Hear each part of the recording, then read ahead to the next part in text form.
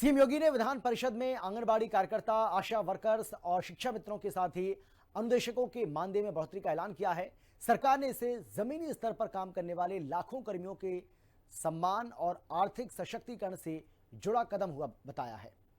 CM योगी ने यह भी बताया कि शिक्षा के क्षेत्र से जुड़े कर्मचारियों को 5 लाख रुपए तक की कैशलेस स्वास्थ्य सुविधा 1 अप्रैल से लागू होगी और इसके साथ ही वृद्धावस्था, निराश्रित महिला और दिव्यांग पेंशन की राशि भी बढ़ाई जा रही है।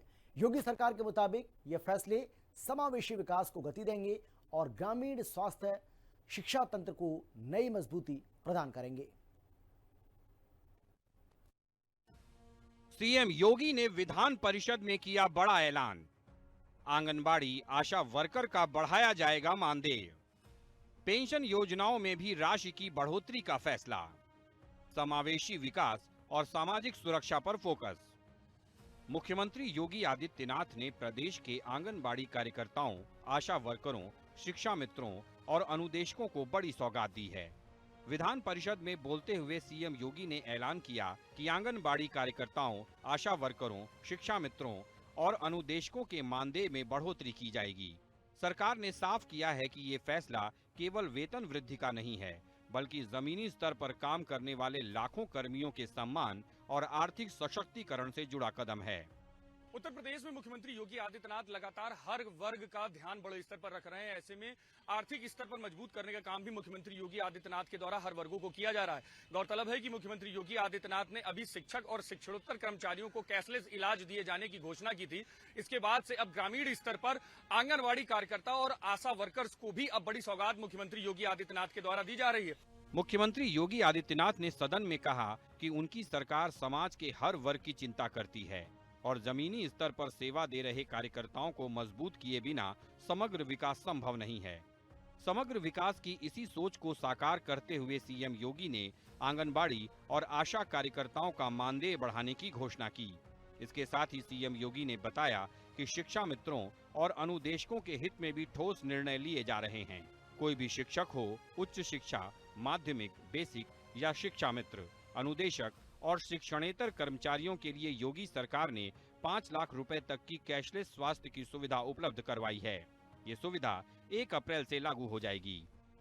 आंगनबाड़ी, आशा वर्कर, इन सभी के भी मानदेय को बढ़ाएंगे। शिक्षा मित्र, अनुदेशक, इन सब के लिए भी सरकार कार्य कर रही है और ये सरकार पहली सरकार है जिसने शिक्षा मित्रों के लिए, शिक्षकों के लिए, कोई भी शिक्षक हो, उच्च शिक्षा के हो, माध्यमिक के हो, बेसिक के हो, वे शिक्षा मित्र हो, अनुदेशक हो, इन सबको, शिक्षणोत्तर कर्मचारियों, इनको हम लोगों ने 5 लाख रुपए तक की कैशलेस स्वास्थ्य की सुविधा उपलब्ध करवाई। ये सभी को उपलब्ध करवा चुके हैं। 1 अप्रैल से लागू भी हो जाएगा। गौरतलब है कि उत्तर प्रदेश में कार्यरत लाखों आंगनबाड़ी और आशा कार्यकर्ता ग्रामीण स्वास्थ्य, टीकाकरण, पोषण अभियान और मातृ शिशु देखभाल जैसी योजनाओं की रीढ़ मानी जाती हैं। मानदेय बढ़ने से उनकी आर्थिक स्थिति मजबूत होगी और सेवा कार्यों में और अधिक दक्षता आएगी। सरकार का मानना है कि ये कार्यकर्ता केवल कर्मचारी नहीं हैं, बल्कि गांव-गांव तक सरकारी योजनाओं को पहुंचाने वाले परिवर्तन के वाहक हैं। आंगनबाड़ी और आशा वर्कर को सौगात देने के साथ साथ योगी सरकार ने पेंशन योजनाओं में भी धनराशि की बढ़ोतरी का फैसला किया है। सीएम योगी के मुताबिक वृद्धावस्था पेंशन, निराश्रित महिला पेंशन और दिव्यांग जन पेंशन की राशि बढ़ाने की प्रक्रिया जारी है। इस निर्णय से प्रदेश के करोड़ों लाभार्थियों को सीधे आर्थिक सहायता मिलेगी और सामाजिक सुरक्षा तंत्र को मजबूती मिलेगी।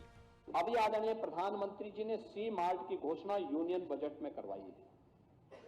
ये गांव की उन महिला स्वयंसेवी समूह के लिए जो स्थानीय स्तर पर कोई प्रोडक्ट बनाती है, उनके लिए एक प्लेटफॉर्म का काम करेगा। उत्तर प्रदेश इस योजना के साथ जुड़ने का इच्छुक है। आज उज्ज्वला योजना, बेटी बचाओ बेटी पढ़ाओ अभियान, मातृ वंदना योजना, मुख्यमंत्री कन्या सुमंगला योजना, मुख्यमंत्री सामूहिक विवाह की योजना, ये सभी उनके जीवन को उज्जवल बनाने में सहयोग कर रही हैं।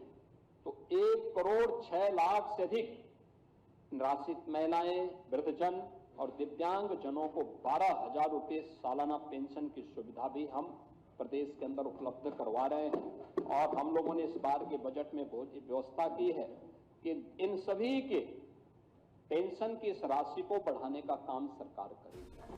मुख्यमंत्री योगी आदित्यनाथ ने अपने संबोधन में कानून व्यवस्था के मुद्दे पर भी सरकार की उपलब्धियां गिनाई। उन्होंने दावा किया कि 2017 से पहले यूपी में अपराध और माफिया का राज था, लेकिन अब यूपी में कानून का राज स्थापित हो चुका है। उत्तर प्रदेश की छवि फियर जोन से फेथ जोन में बदली है।